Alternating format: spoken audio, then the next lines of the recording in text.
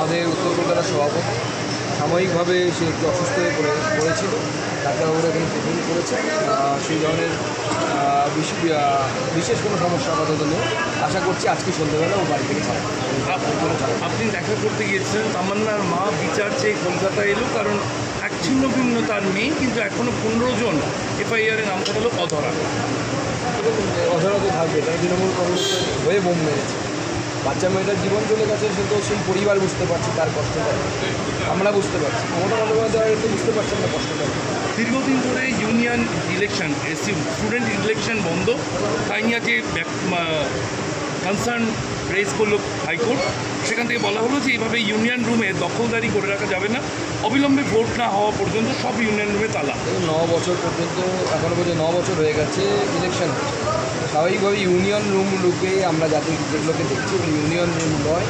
এক একজন ছাত্রনেতা তৃণমূল কংগ্রেসের তারা সেখানে গব্বর সিংয়ে পরিণত হয়েছে।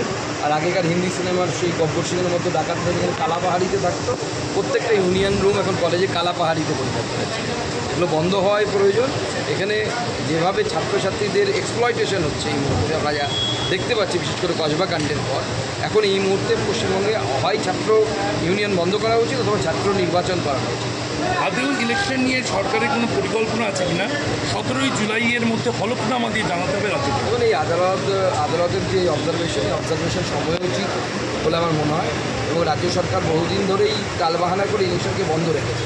কেন বন্ধ রেখেছে আমার জানা নেই, হবে ইলেকশন তুলে দিই যদি ওরা মনে হয়, বা সিম্বল, রাজনৈতিক দলের সিম্বল ছাড়া ইলেকশন করার, রাজনৈতিক দলের পক্ষপাতপুষ্ট বা রাজনৈতিক দলের পেট্রোনাইজ যেখানে আছে সেই ছাত্রদল থাকলে পরে এই ধরনের মারামারি হবে। এবং বিভিন্ন জায়গার মধ্যে যে এই ছাত্রপ্রতিনিধিরা তারা এখন ইউনিয়ন রুম ছেড়ে আস্তে গভর্নিং বডি দখল নেওয়ার দিকে এগিয়ে হচ্ছে। ইউনিয়ন রুম থেকে অস্থায়ী কর্মী, গভর্নিং বডি, অস্থায়ী কর্মী হিসেবে চাকরি নেওয়া, ইউনিয়ন রুমের নামে সোশ্যালের নামে টাকা তোলা, সেই টাকা মারা, তারপরে সেটা নিয়ে মোচ্ছব করা, এটাই তো হচ্ছে কলেজগুলোতে। কলেজগুলোতে পড়াশোনা কোথায় হচ্ছে এখন, যা পরিস্থিতি তৈরি হয়ে গেছে। তাহলে কলকাতার গতবার আমরা দেখেছিলাম কলকাতার এত নামি দামি college, geography honours, mathematics honours, তার সিট ফাঁকা, যেখানে লাইন দিয়ে এক সময় লোকে সিট পেত না। কসবা কাণ্ডে গভর্নিং বডির ভূমিকা এবার পুলিশের নজরে।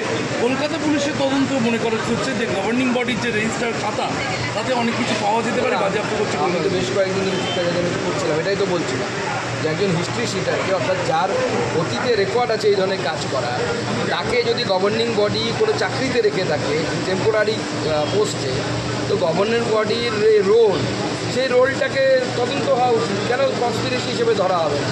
পুলিশের তো উচিত গভর্নিং বডির পুরো টিমের বিরুদ্ধে কনস্পিরেসির কেস করা। কারণ আপনি জানেন যে একটি ছেলে তার এই ধরনের যার বিরুদ্ধে অভিযোগ আছে যে পুলিশকে থাপ্পড় মেরেছে, মেয়েদের সাথে নানা রকমের কটূক্তি করতো, এমনকি আর্টওয়েল যিনি প্রিন্সিপাল ছিলেন, even she has written a letter to the CP of the Kolkata police, তিনি পর্যন্ত চিঠি লিখেছেন যে জানিয়েছেন যে দাদাগিরি চলে, তবুও কোনো ভূক্ষেপ নেই। তাহলে অবশ্যই এটা মনে করা উচিত, আমার মতো আইনের চোখে হওয়া উচিত যে গভর্নিং বডি কনস্পায়ার করেছে, তারা চক্রান্ত করেছে এই ধরনের ঘটনা। অভিজিৎ